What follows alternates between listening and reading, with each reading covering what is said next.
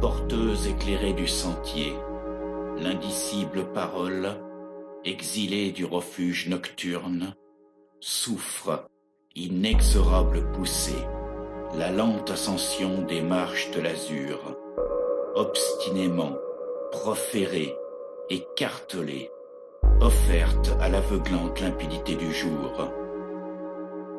Équilibre sous-tendu de la marche, en marge des rivages inconnus du monde, son visage lentement défloré. Dévalent vers l'oubli les innombrables sentes fatales de l'hier incinéré que désavouent les opaques limons, vestiges du passé. Tout ce qui n'existe pas, qui est, tout ce que tait encore ce sentier, pierres infrangibles, et qui se terrent des mesures voilées parmi les empreintes de mes pas, se voue à l'approche légendaire. Mais, en deçà de la cime, Narcisse épanoui, rien ne vient au-devant, nul éclaireur pour dénouer l'étreinte du souffle, écho vitrifié. Seul présage la brise, l'onde qui défrise le temps.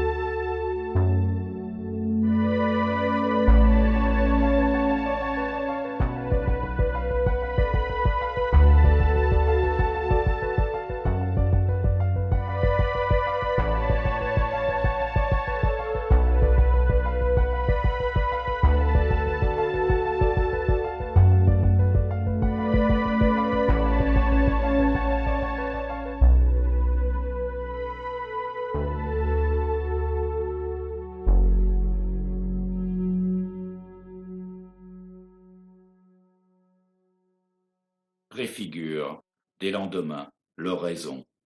Ruine sur ruine, les dents acérées de la douleur, les intervalles exigus de la joie.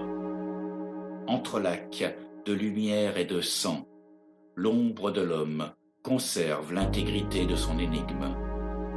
Errant au détour du labyrinthe, mémorial de sa défunte gloire, elle mesure la nudité des murs, erratique parole au décombre, à signer.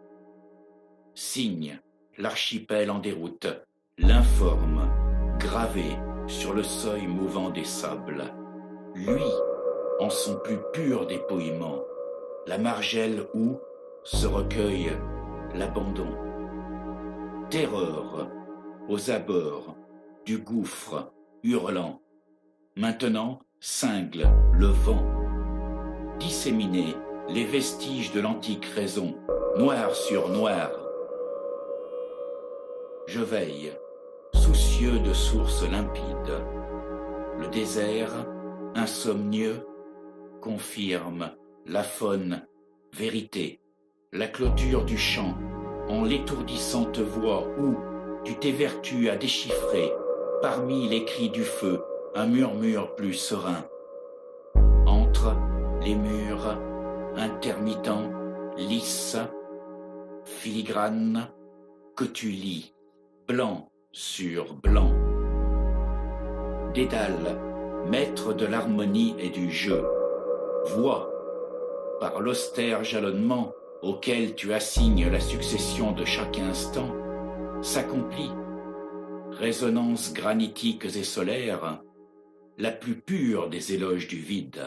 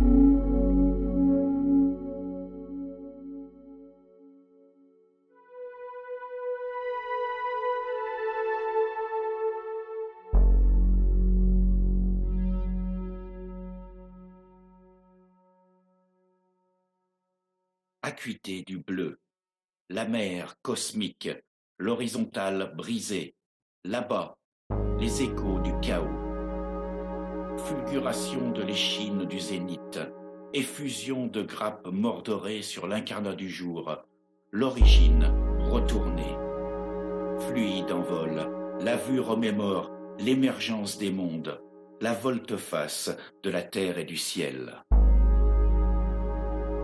Je perçois l'écho résiduel de ce qui fut, quelque primitive intuition, miroir en deçà du sens, reflet antérieur à la pensée, voix multiple, ébrasée, qui me convoque, m'interpelle, prescience d'un premier jour, outrepassant ma mémoire.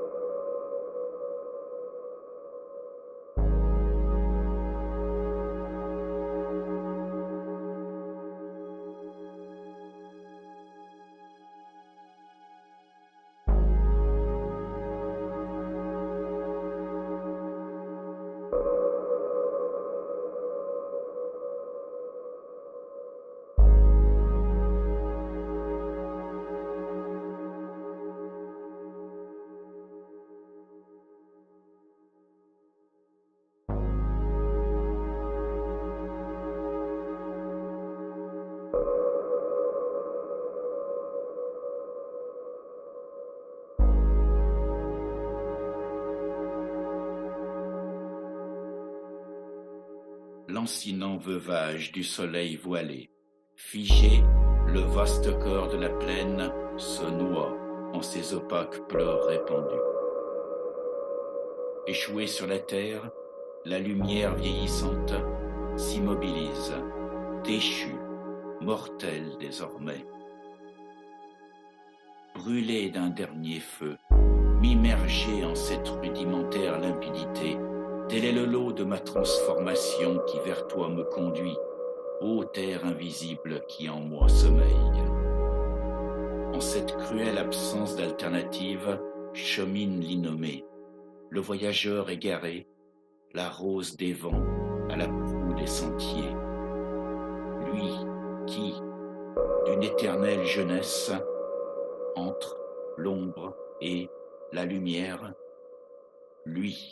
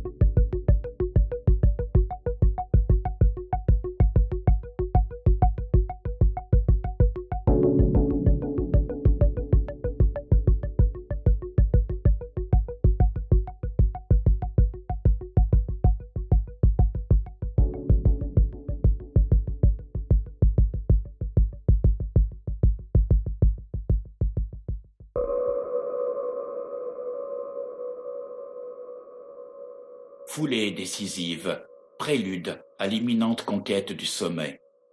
En contrebas, brumeux cocon ouaté, un monde, possible, impossible, est à naître. Agrippé au rocher luisant, la main dissimule l'ultime part de l'ombre, la face cachée de la mort. Entrelacs de granit et de sang. Hauteur extrême du jour, s'embrase le sentier, s'éboule une falaise.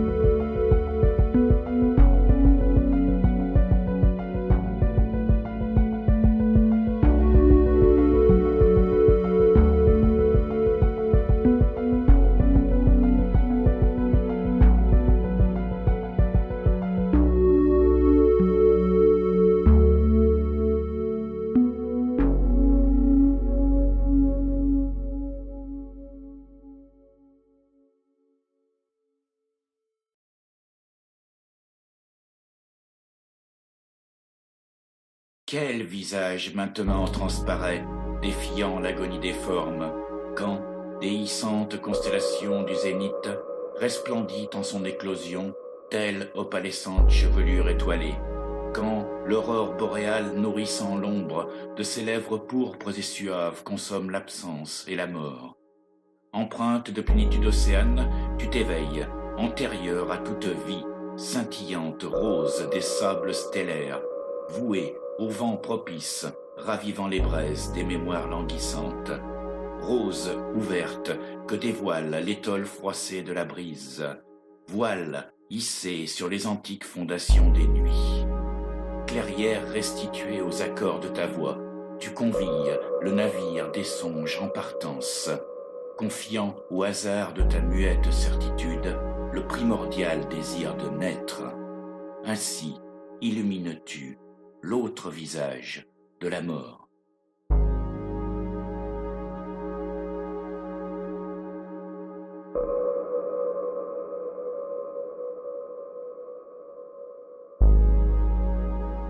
Qui est parvenu, ne serait-ce que dans une certaine mesure, à la liberté de la raison, ne peut rien se sentir d'autre sur terre que voyageur. Pour un voyage toutefois qui ne tend pas vers un but dernier, car il n'y en a pas. Mais enfin, il regardera les yeux ouverts à tout ce qui se passe en vérité dans le monde. Aussi ne devra-t-il pas attacher trop fortement son cœur à rien de particulier. Il faut qu'il y ait aussi en lui une part vagabonde, dont le plaisir soit dans le changement et le passage. Sans doute, cet homme connaîtra les nuits mauvaises où, pris de lassitude, il trouvera fermée la porte de la ville qui devait lui offrir le repos. Peut-être qu'en outre, comme en Orient, le désert s'étendra jusqu'à cette porte, que des bêtes de proie y feront entendre leur hurlement tantôt lointain, tantôt rapproché, qu'un vent violent se lèvera, que des brigands lui déroberont ses bêtes de somme. Alors, sans doute, la nuit terrifiante sera pour lui un autre désert tombant sur le désert, et il se sentira le cœur las de tous les voyages. Dès que le soleil matinal se lève, ardent comme une divinité polaire, que la ville s'ouvre, il verra peut-être sur les visages de ses habitants plus de désert encore, plus de saleté, de fourberie et d'insécurité que devant les portes. Et le jour, à quelque chose près, sera pire que la nuit. Il se peut bien que tel soit à quelque moment le sort du voyageur. Mais pour le dédommager viennent ensuite les matins délicieux d'autres contrées, nés des mystères du premier matin. Il songe à ce qui peut donner au jour, entre le 10e et le 12e coup de l'horloge, un visage si pur, si pénétré de lumière, de sereine clarté qui le transfigure.